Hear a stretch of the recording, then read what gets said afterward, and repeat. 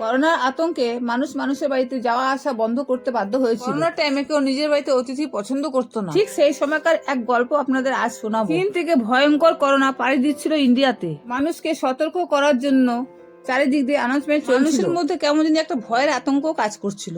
আস্তে আস্তে school, college, office, আদালত সব বন্ধ হয়ে গেল করোনার আতঙ্কে। মানুষকে কেমন যেন একা করে দিল এই করোনাটা এসে। করোনার আতঙ্কে মানুষের বাড়ি যাওয়া আসা বন্ধ করতে বাধ্য হলো। বেশ কিছুদিন ধরে রীতার শাশুড়ি মানে যমুনা দেবীর শরীরটা খুব খারাপ যাচ্ছিল। মুখে স্বাদ নেই, কাশি আর জ্বর ভাব, আর যেন বুকে একটা শো শো আওয়াজ। রীতার শাশুড়ি রীতার মেয়ে পূজাকে বলল, পূজা, তোর তো অনেক বন্ধু বান্ধব আছে, একটু জেনে নে না আমার শরীর খারাপ, শারীরিক অসুবিধার জন্য কি ওষুধ খাবো। ঠিক আছে ঠাম্মা। তারপর পূজা নিজের এক ডাক্তার বন্ধুকে ফোন করে ঠাম্মার সমস্ত প্রবলেমের কথা বলে। পূজা ঠাম্মার শারীরিক কন্ডিশনের কথা বলল। শারীরিক প্রবলেম শুনে ডাক্তার বন্ধু বলল, তোর ঠাম্মার করোনা হয়েছে, শিগগিরই হসপিটালে নিয়ে যা। আর কয়েকটা ওষুধের নাম সে বলে দিয়েছিল। তারপর পূজার ঠাম্মা সেই ওষুধটি আনিয়ে নিয়েছিল। ওনার 300 টাকার মতন খরচ হয়েছিল দেখে উনি প্রচন্ড রেগে যান। আর পূজাকে বলে, তোর বন্ধুরা তো হাতুড়ে ডাক্তার, কি সব ওষুধ বলেছে। একথা বলে উনি গজগজ করতে করতে চলে যায়। পূজার ঠাম্মার টাকা পয়সার কোনো প্রবলেম ছিল না, উনি ভালো টাকা পেনশন পেত। ওনার স্বামী সেন্ট্রাল গভর্নমেন্টে চাকরি করতেন। যমুনা দেবীর স্বামী মারা গেছে প্রায় 30 বছরের বেশি হয়ে গেছে। যমুনা দেবী যা পেনশন পেত সাধারণত দুটি ফ্যামিলি ভালো করে চলে যাবে। উনি প্রচন্ড কিপ্টে টাইপের ছিল। ওনার 4 ছেলে ছিল, 3 ছেলে আলাদা বাড়ি করে চলে যায়। যমুনা দেবীর ছোট ছেলের সন্তান ছিল পূজা। ছোট ছেলে বাড়িতেই থাকতো নিজের পরিবার নিয়ে। ছোট ছেলে অন্য কোথাও বাড়ি করেনি, সে বাড়িতেই থাকতো, তার বাবার ভিটেতেই শান্তি ছিল। যমুনা দেবীর যেহেতু ওষুধের জন্য কিছু টাকা খরচ হয়েছে দেখে উনি পূজার উপরে রেগে মেগে যান আর পূজাকে মুখ করলেন। আমার মুখে আজে বাজে কথা শুনে পূজার একদম ভালো লাগেনি। পূজা ঠাম্মাকে বলল, ঠাম্মা, তুমি যে ডাক্তার দেখিয়েছো সেই ডাক্তারের অ্যাপয়েন্টমেন্ট নিয়ে নাও। তারপর পূজার ঠাম্মা উনি নিজের আরেক নাতিকে বলল, ভাই, আমি একটু ডাক্তার দেখাবো, তুই একটু কথা বলে নে না। ওনার সেই নাতি ডাক্তারের সাথে কথা বলার চেষ্টা করলো, কিন্তু ডাক্তার ফোন তোলেনি। পরে জানা যায় ডাক্তার বাবু কোনো পেশেন্ট দেখছেন না। ডাক্তার বাবু ছিলেন বেশ বয়স্ক, তাই উনি করোনার টাইমে কোনো রোগী দেখছিলেন না। রীতা নিজের শাশুড়িকে জিজ্ঞাসা করলো যে উনি ওষুধ খেয়েছে কি না। হ্যাঁ খেয়েছি, এখন একটু ভালো আছি, শ্বাসকষ্টটা কম আছে, শাশুড়ি বলল। কদিন বেশ ভালোই ছিল পূজার ঠাম্মা, কিন্তু যমুনা দেবীর শরীরটা আবারও খারাপ হলো। রীতা যমুনা দেবীর বড় ছেলেকে ফোন করে জানালো। এক প্রান্ত থেকে বড় ছেলে ফোনে বলল, তোমরা নিয়ে যাও ডাক্তারের কাছে মাকে। রীতা তার বড় ভাসুরকে বলল, দাদা, আপনাকে জানানো আমার উচিত ছিল, তাই আপনাকে জানালাম। তারপর কিছুক্ষণের পরে রীতার বড় ভাসুর বাড়িতে চলে আসে আর নিজের মাকে যা পারে তাই মুখে বলে। তার কারণ যেহেতু মাকে দেখতে ছুটে আসতে হয়েছিল তাই। শেষে রীতা নিয়ে যায় শাশুড়িকে ডাক্তারের কাছে। ডক্টর যমুনা দেবীকে দেখে কিছু ওষুধ লিখে দিল। 2 দিন ধরে ওনার ওষুধ চলছিল। হঠাৎ একদিন রাত্রে প্রায় তখন 1টা-1:30 বাজে পাশের ঘর থেকে কেমন জানি একটা গুঙ্গানির আওয়াজ আসছিল। এই আওয়াজটা যমুনা দেবীর ছোট ছেলে রঞ্জন শুনতে পায়। সে তাড়াতাড়ি নিজের স্ত্রী রীতাকে ডাকলো। সে বলে, রীতা, তাড়াতাড়ি ওঠো, মা কেমন করছে। রীতা আর পূজা দুজনেই উঠে যায়। তারা দেখে যমুনা দেবী বিছানায় কেমন দাপাদাপি করছে। পূজা কিছু উপস্থিত বুদ্ধি অ্যাপ্লাই করছিল যমুনা দেবীর জন্য, যাতে ঠাম্মা কিছুটা রিলিফ পায়, কষ্ট কম হয়। সে অনেক কিছু জানতো, কারণ সে মেডিকেল লাইনের বইগুলো পড়তো, তাই তার কিছু নলেজ ছিল।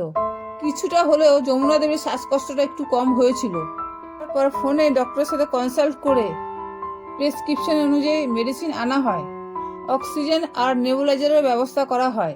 এইভাবে 3-4 দিন বেশ কাটছিল। হঠাৎ ওনার আবারও সন্ধেবেলা অনেক বেশি বাড়াবাড়ি হয় আর শ্বাসকষ্ট হয়। যমুনা দেবীর এরকম অবস্থা দেখে রীতা প্রচন্ড ঘাবড়ে যায়। সে রঞ্জনকে মানে স্বামীকে বলে, মায়ের অবস্থা খুব খারাপ, তুমি সবাইকে খবর দাও। তড়িঘড়ি করে রঞ্জন সবাইকে ফোন করে দিল। কিছুক্ষণের মধ্যে যমুনা দেবীর বড় ছেলে চলে আসলো। এবারে ঠিক করা হলো ওনাকে নার্সিংহোমে নিয়ে যাওয়া হবে। বাকি 2 ছেলে ডাইরেক্ট নার্সিংহোমেই চলে যাবে। ছোট ছেলে মায়ের অবস্থা দেখে প্রচন্ড নার্ভাস। সে একটা নার্ভের পেশেন্ট ছিল, তার একবার স্ট্রোক হয়ে গেছিল। তাই রীতা রঞ্জনকে বলল, তোমাকে যেতে হবে না হসপিটালে, আমি আর পূজা যাচ্ছি হসপিটালে। রঞ্জন ফোন করে অ্যাম্বুলেন্স ঠিক করলো। আর কিছুক্ষণের মধ্যে অ্যাম্বুলেন্স চলে আসলো বাড়িতে। রীতা যমুনা দেবীকে রেডি করছিল হসপিটালে নিয়ে যাওয়ার জন্য, কিন্তু উনি বারবার পায়খানা করে দিচ্ছিল জামা কাপড়ে। বারবার ওনার জামা কাপড় বদলাতে হচ্ছিল দেখে হসপিটালে নিয়ে যেতে দেরি হচ্ছিল। বড় ভাসুর সমানে রীতাকে বকে যাচ্ছিল। তারপর যাই হোক যমুনা দেবীকে রেডি করা হলো হসপিটালে নিয়ে যাওয়ার জন্য, কিন্তু উনি এতটাই অসুস্থ যে উনি দাঁড়াতে পারছিল না নিজের পায়ে একবারও। রীতা বারবার করে বলছিল ওনাকে স্ট্রেচারে করে নিয়ে যেতে, কিন্তু যমুনা দেবীর বড় ছেলে কথা শুনছিল না আর মায়ের কাছ থেকে দূরে থাকতো, মাকে ধরার জন্য আসতো না। রীতা অ্যাম্বুলেন্সের ড্রাইভারকে বলল হেল্প করতে। ড্রাইভারটি রেগে গেছিল যমুনা দেবীর বড় ছেলের উপরে, সে এগিয়ে আসছিল না হেল্প করতে। তাই ড্রাইভারটি বলল আপনি নিজের মাকে ধরুন, একটু হেল্প করুন। তারপর যাই হোক সবাই মিলে ধরাধরি করে যমুনা দেবীকে অ্যাম্বুলেন্স পর্যন্ত নিয়ে যাওয়া হলো। যেহেতু হসপিটালে যমুনা দেবীকে নিয়ে যেতে দেরি হচ্ছিল, তাই রীতা বলল বর্দাকে আপনি নিয়ে যান মাকে, দেরি হয়ে যাচ্ছে, আমরা পরে আসছি। রীতার কথা শুনে যমুনা দেবীর বড় ছেলে তেলে বেগুনে জ্বলে উঠলো। সে রেগে যায় আর বলল আমি জানি তোমরা যাবে না, আমাদের হসপিটালে যাওয়ার বিন্দু মাত্র ইচ্ছে নেই। তারপর যমুনা দেবীর বড় ছেলে আরেক ভাইকে ফোনে বলে যে ওদের হসপিটালে আসার ইচ্ছা নেই, ওরা কেউ আসছে না। রীতা আবারও বলল আপনি যান, আমরা আসছি। কিছুক্ষণের মধ্যে অ্যাম্বুলেন্সটি যমুনা দেবীকে নিয়ে হসপিটালে চলে যায়। এরপরে মিনিট 10-15 মধ্যে রীতা ও পূজা দুজনে হসপিটালের উদ্দেশ্যে বেরিয়ে যায়। কয়েক মিনিটের মধ্যে তারা হসপিটালে পৌঁছেও যায় আর দেখে ছেলেরা হসপিটালের বাইরে ঘোরাঘুরি করছে। পূজা তার এক দাদাকে বলল আমাকে ঠাম্মার কাছে নিয়ে চলো। তারপর পূজা দাদার সাথে হসপিটালের ভেতরে যায়। বেশ অনেকক্ষণ হয়ে যায়, তবু রীতা বুঝতে পারছিল না যে কি ব্যাপার।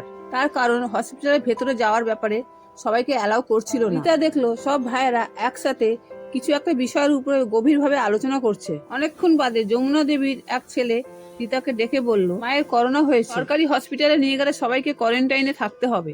এক ভাই বলল আমরা তো লাশও পাবো না মায়ের। যমুনা দেবীর আরেক ছেলে বলে এই যত তাড়াতাড়ি মরে ততই মঙ্গল, এক কাজ করো বাড়িতে নিয়ে যাও, যেই কদিন বাঁচে, 2-4 দিনের বেশি বাঁচবে না। শাশুড়ির করোনা হয়েছে শুনে রীতার যেন পায়ের নিচ থেকে মাটি সরে যায়। সে ভাবছে শাশুড়ি আর বাঁচবে না। সাথে রীতা এটাও ভাবছিল যে তার মেয়ে ঠাম্মার জন্য তার সমস্ত কিছু কত কাছ থেকে করছিল, কাছে থেকে ওনার দেখাশোনাটা করছিল, রাতের পর রাত জেগেছে, অক্সিজেন, নেবুলাইজার, সমস্ত কিছু যখন যেটা দিতে হবে তখন সেটা দিচ্ছিল। রীতা প্রচন্ড ভয় পাচ্ছিল, ভগবানের কাছে প্রার্থনা করছিল ভগবান তুমি আমার সন্তানকে রক্ষা করো। আর রীতা নিজেও শাশুড়ির সেবা যত্ন করেছিল। সত্যি কি কেউ নিজের লোককে ফেলে দিতে পারে করোনা হলে? যাই হোক, রীতা বড় ভাসুরকে বলল আপনার ছোট ভাইকে ফোন করে বলুন, ওরও তো জানা দরকার মায়ের করোনা হয়েছে। যমুনা দেবীর এক ছেলে সঙ্গে সঙ্গে ছোট ভাইকে ফোন করে, হ্যালো রঞ্জন, জানিস মায়ের না করোনা হয়েছে, মা আর বেশি দিন বাঁচবে না, ওই ধরে নে 2-4 দিন বাঁচবে। কি করবি, বাড়িতে নিবি না সরকারিতে পাঠাবি? মায়ের ব্যাপারে শুনে রঞ্জন খুব কষ্ট পেল। সে বলল কাঁদতে কাঁদতে বাড়িতে পাঠিয়ে দে। তারপর কিছুক্ষণের মধ্যে মাকে অ্যাম্বুলেন্সে করে বাড়িতে আনা হয়। রীতা বাড়িতে এসে দেখে রঞ্জন কাঁদছে। এদিকে পূজা যখন থেকে শুনেছে ঠাম্মার করোনা হয়েছে তখন থেকে সে কেঁদেই চলেছে। রীতা মেয়েকেও সান্ত্বনা দিচ্ছে আর স্বামীকেও সান্ত্বনা দিচ্ছে। আর সে রঞ্জনকে বলে তুমি একটা পেশেন্ট, তুমি মার কাছে যাবে না, আমার মায়ের দেখাশোনা সমস্ত কাজ আমি করব, আমাকে নিয়ে চিন্তা করো না, আমার কিছু হবে না। পূজা নিজের মায়ের কথা ভেবে হসপিটালে জেসুদের সাথে কথা বলেছিল একটা আয়া রাখার জন্য। তার কারণ পূজার বাবাও একটা পেশেন্ট ছিল। তার স্বামী রঞ্জন একা একা কোথাও যেত না। রীতার স্বামী রঞ্জনকে সবসময় চোখে চোখে রাখতো। শেষে 2 বেলার জন্য আয়া রাখা হলো। যমুনা দেবী যেই ঘরে থাকতো তার গায়ে ছোট ছোট ঘরটা ছিল। যমুনা দেবী হসপিটাল থেকে আসা ঠিক 2 দিন বাদেই 3 ভাই মিলে নিজেদের মধ্যে যুক্তি করলো, যেটা ছোট ভাই রঞ্জন জানতো না। হঠাৎ মা যমুনা দেবীকে পাশের বিল্ডিং এ আর একটা ঘরে নিয়ে যাওয়া। এটা দেখে রঞ্জন আর রীতা অবাক হয়ে যায়। রঞ্জন আপত্তি জানিয়েছিল। সে বলে দাদা মাকে কেন এখান থেকে সরিয়ে নিয়ে যাওয়া হচ্ছে, এখানে তো ঠিক আছে চোখের সামনে, হঠাৎ যদি মায়ের কিছু হয় আমরা তো বুঝতেও পারবো না, কিন্তু কে কার কথা শোনে, ছোট ভাইয়ের কথা কেউ। কিন্তু রীতা আর রঞ্জনের এটা বুঝতে বেশি সময় লাগেনি যে ভাইদের এটা একটা প্ল্যান ছিল, ঠান্ডা মাথার একটি পরিকল্পনা। ওরা ভেবেছিল মাকে একটু দূরে সরিয়ে রাখি ছোট ভাইদের কাছে। তার কারণ যমুনা দেবী যে করোনা হয়েছিল পাড়াতে কেউ জানতো না, কারণটা ফ্যামিলি মেম্বাররাই শুধু জানতো। পাড়ার লোক জানলে সবাইকে কোয়ারেন্টাইনে যেতে হতো। তাই 3 ভাই ভেবেছিল ছোট ভাইয়ের ফ্যামিলি যদি করোনা এফেক্টেড হয় তাহলে তো পাড়ার লোক জেনে যাবে, সবাইকে নিয়ে টানাটানি, কারণ ওই 3 ভাইকেও হয়তো কোয়ারেন্টাইনে যেতে হতে পারে। সেটা তাদের ভালো লাগছিল না। তারা ভেবেছিল মা তো 2-4 দিন বাঁচবে, এত ঝামেলা করার কি দরকার, পরেরটা পরে দেখা যাবে। তাই তারা এই ব্যবস্থাটি করেছিল। এদিকে যমুনা দেবীকে সুস্থ করার জন্য রীতা হার মানেনি। সে নিজের শাশুড়িকে 3 বেলা গরম গরম রান্না করে খাবার দিত যাতে সে সুস্থ হয়ে যায়। সকাল, দুপুর আর রাতের খাবারটা টাইম টু টাইম ঘড়ি দেখে দিত। ডক্টরের তো ওষুধ ছিলই। স্পেশাল কেয়ারিং এ যমুনা দেবী খুব তাড়াতাড়ি সুস্থ হয়ে গেল। এদিকে রীতা সবসময় আয়াদেরকে বলতো মাস্ক পরে থাকতে। রীতা আয়াদেরকেও কেয়ার করত। খুব অল্প সময়ের মধ্যে যমুনা দেবী একদম সুস্থ হয়ে উঠল। যমুনা দেবী 4 ছেলের মধ্যে 2 ছেলের ইনকাম ভালো ছিল। বড় আর সেজ ভাই সরকারি চাকরি করত, তারা ভালোই রোজগার করতো। সব থেকে দুর্বল ছিল ছোট ভাই। রঞ্জন বাড়িতে বসে কাজ করতো, কিন্তু সবসময় তার কাজ থাকতো না। আর এই করোনার সময় তো তার কাজ ছিল না। ফাইন্যান্সিয়াল প্রবলেম রঞ্জনের সব থেকে বেশি ছিল। রঞ্জনের শরীরে লেফট সাইডটা খুব দুর্বল ছিল, শরীরে বাঁ দিকে অতটা জোর ছিল না। মাঝে মাঝে চলতে চলতে সে ডিসব্যালেন্স হয়ে যেত। সুগারটাও হাই থাকতো। রীতা সবসময় তাকে চোখে চোখে রাখতো। তার 12 মাস ওষুধ খেতে হতো। রীতা ঘরে বাইরে সব সামলাতো। এত সমস্যা হলো তা সত্ত্বেও সে সামান্য হলেও টাকা পয়সা দিয়ে হেল্প করেছে যমুনা দেবীর জন্য। রঞ্জন, রীতা আর পূজা যমুনা দেবীর জন্য যাই করুক, কিন্তু যমুনা দেবী কখনো তার গুরুত্ব দেয়নি, তার মর্যাদা দেয়নি। যমুনা দেবী যখন পুরো সুস্থ হয়ে গেল, একদিনকে পূজাকে ডেকে বলল, আমাকে দেখাশোনা করার জন্য তোদেরকে টাকা দিতে হবে প্রতি মাসে। বাবা মা তোমাকে প্রতি মাসে কোথায় থেকে টাকা দেবে? সে যদি না পারে? পূজার কথা শুনে যমুনা দেবী বলল, আমি জানি না কোথায় থেকে দেবে, যেভাবে হোক টাকা পয়সার ব্যবস্থা তো করতেই হবে। যে বাড়িতে থাকে তাকেই ভাতটা নিতে হয়। পূজা ঠাম্মার কথাগুলো মাকে যেয়ে বলে। এদিকে যমুনা দেবী তার 4 ছেলেদেরকে একটা নির্দিষ্ট সময়ে ডাকলো বাড়িতে। যমুনা দেবী 4 ছেলেই হাজির। যমুনা দেবী নিজের বক্তব্য রাখলো। সে বলল, আমার এখন একার পক্ষে সব করা সম্ভব নয়, তোমাদের প্রত্যেককেই আমার ভার নিতে হবে।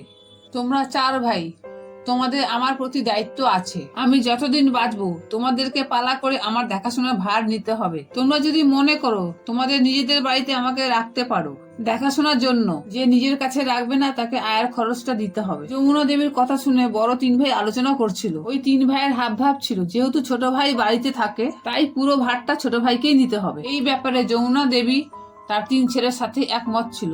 কিন্তু রীতা বলল, আমি তো একা আপনার পুরো ভার নিতে পারবো না, কারণ আমার পরিস্থিতি ভালো না। তাই আমার একটা বক্তব্য আছে। আপনার তো 4 ছেলে, তাহলে এক কাজ করুন, প্রত্যেক ছেলের কাছে 3 মাস করে থাকুন। এই কথা শুনে 3 ভাইয়ের মধ্যে কোনো ভাই যমুনা দেবীকে নিজের কাছে রাখার জন্য কোনো মতে রাজি হয়নি। তবুও যমুনা দেবীর কাছে ওই 3 ভাইই ভালো। যেহেতু রঞ্জন ফাইন্যান্সিয়াল দুর্বল, তাই সে খারাপ। যমুনা দেবীর কখনো মনে হতো না, আমি তো মা, আমার ছোট ছেলে আর্থিক দুর্বল আছে, তার পাশে দাঁড়াই, তাকে সহযোগিতা করি। এই কথাটি ভুলেও তার মনে কখনো আসতো না। এমনও সময় যেত রীতা সংসার চালাতে হিমশিম খেত, ঘরের অনেক প্রয়োজনীয় জিনিস কিনতে পারতো না। যমুনা দেবী সবই দেখতো, সবই বুঝতো, কিন্তু বেশ মজা নিত উনি। ঘরে বাইরে কাজ সামলেও রীতা কিছু জামা কাপড় বিক্রি করত, কিন্তু সব বাকি পড়ে যেত, তাই তাদের অসুবিধা করে চলতে হতো। যমুনা দেবীর ঘরে কোনো কিছুর অভাব ছিল না। সে সমস্ত রেশন পত্র অগ্রিম এনে রাখতো ঘরে। তবুও ছোট বউকে শোনাতো, আমার লঙ্কা কেনারও পয়সা নেই। উনি নিরামিষ খেত আর নিজের রান্না নিজে করে খাওয়াই পছন্দ করতো। ওনার থালা, বাটি, ঘটি, হাড়ি সব নিরামিষ ছিল। ছোট বউয়ের কোনো নিরামিষ বাসনপত্র ছিল না। রীতা করোনার টাইমে ওনার গ্যাসে ওনার রান্না করে দিত 3 টাইম, সকালে ব্রেকফাস্ট, দুপুরে লাঞ্চ আর রাতের ডিনার। শাশুড়ি রান্না করার পর সে নিজের ঘরে যেয়ে নিজের রান্নাটুকু করতো। প্রচন্ড কষ্ট হতো, কিন্তু শাশুড়ি যমুনা দেবী কখনো বলতো না, তুমি তোমাদের রান্নাটুকু এখানে করে নাও। উনি অসুস্থ অবস্থাও চেয়ারে বসে দেখতো কতটা গ্যাস ফুটছে, কতটা তেল খরচ হচ্ছে, কতটা মশলা খরচ হচ্ছে, কতটা পাখা চলছে। এইসব দিকে ওনার বেশ নজর ছিল, কিন্তু কেউ অসুবিধায় পড়লে কখনো দেখতো না, বরঞ্চ মজা নিত। সত্যি কথা বলতে কি মা এমন হতে পারে? তারপর কিছুদিন পরে উনি রীতাকে ডেকে বলল, তোমরা অন্য কোথাও চলে যাও, এই বাড়ি বিক্রি হবে। তখন রীতা বলল, আমরা কোথায় থাকবো? যমুনা দেবী বলল, আমি জানি না, সেটা তোমাদের ব্যাপার। যমুনা দেবীর এই কথাগুলো ছেলে রঞ্জনও জানতে পারে। সে বলে, বাবার ভিটে এত সহজে আমি ছাড়বো না। তোমাদের অংশ তোমরা যা ইচ্ছা করো, আমার দেখার দরকার, কিন্তু আমার অংশটা আমি ছাড়ছি না। তারপর যমুনা দেবী চাওয়া সত্ত্বেও বাড়ি বিক্রি করতে পারে। 3 ভাই আর যমুনা দেবী যেহেতু বাড়িটি বিক্রি করতে পারেনি, তাই ছোট ছেলের সাথে সেই সম্পর্ক। যমুনা দেবী এমন একটি মা, ফেক সম্পর্কে বেশি, যার টাকা আছে তাকে উনি তেলিয়ে চলে, আর যার টাকা নেই সে মরে গেলেও তাকে দেখে না। এই গল্পটি আপনাদের কেমন লেগেছে কমেন্টে অবশ্যই জানাবেন। ধন্যবাদ।